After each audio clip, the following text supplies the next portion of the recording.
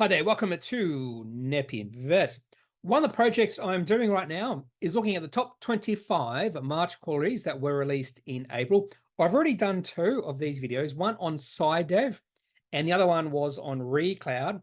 And today we'll be focusing on a company called Bellevue Gold. I've already done a video on this company in relation to their December quarter results, which I released not that long ago. And I was, well, the market was as well, expecting a bit of a ramp up in the production of this company and the numbers because, well, the company said they were ramping up production and the numbers will be better. So my eyes were on seeing how the numbers had increased. Now, one of the problems I did have with Bellevue Gold, there was no forecast or guidance in relation to all-in sustaining costs. But that's not a bad thing. But I would like this company to give a little more clarity around their cost. Now, this company is a pretty big company in terms of valuation. It's actually right now valued at $2.2 billion.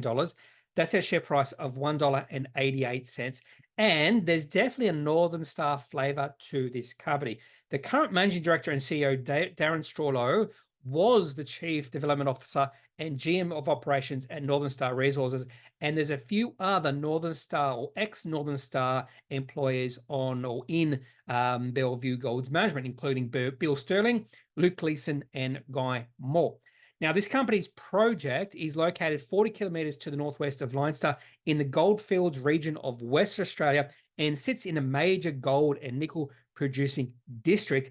And the company says this is one of the highest grade gold discoveries in the world and the highest grade gold development project in Australia. So before we have a look at Bellevue Gold's March quarter results, let's just go back 1 month ago and briefly look at the December quarter results. This is the first time I took a more in-depth look at Bellevue Gold because they went into production. Before the December quarter, there was no receipts. So December quarter receipts, $49 million. They were operating cash flow positive by $23 million, but they do spend a fair bit of money on capital expenditure, $13.1 million, and mine properties in development, $39.7 million spent there. Increased their borrowings by $35 million. There's something like $220 million of debt at this point in time, and cash on hand was $44.2 million. Now, the company did say they would be increasing production in the March quarter. So let's have a look at how that translated to increase in receipts. And receipts almost doubled from the December quarter, and the company was operating cash flow positive by $38.9 million.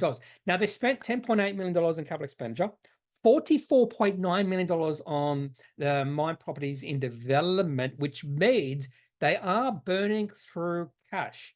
And even though they repaid $5.6 million of borrowings, they only had $21.5 million of cash on hand at the end of the quarter. They actually had to answer Section 8 because they were under 2. So Section 8 is a requirement for companies to answer if they are burning through a lot of cash and only have or less than 2 quarters of cash on hand, where are they going to get cash from in the future? And their answer to that was they have a lot of gold that they could easily convert to cash in the future. So that was their answer. So I think you should focus not only on the operating cash flow, but also look at capital expenditure and mine properties in development just to see if they continue to burn a lot of cash in those sort of areas. And if they keep burning through a lot of cash, eventually the company will have to do a capital raising. So the company started producing gold back in late 2023.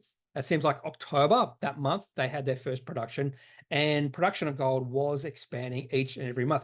But it seems like from February to March, possibly there has been a slowdown in the increase in production. It's a very small token increase, you can say. Grade actually did increase quite significantly from February to March, from 5.2 grams per ton to 5.8.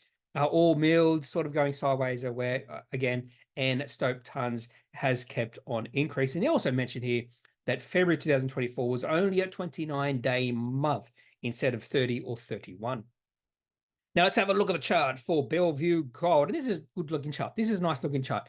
Now, overall, the share price of Bellevue Gold will be correlated to the price of gold. Now, if the price of gold halves from here, Bellevue Gold share price will be in trouble and stressed out. But the way gold is performing right now, it's broke out about a few months ago, and it's looking quite bullish. And that is translating to Bellevue Gold. This is a good looking chart. On occasion, you will see the share price dip back, and that could be a buy the dip opportunity for this potentially high quality gold producing company on the ASX. That is all I have for this brief look at Bellevue Gold's March quarter results. If you have any thoughts, leave those in the comment section of this video, or even any questions. And the last thing I will mention is I am not a financial advisor. If you do need financial advice, make sure you seek out someone who is qualified and can speak to your own financial needs. That's it for this video. Have a good day. Bye.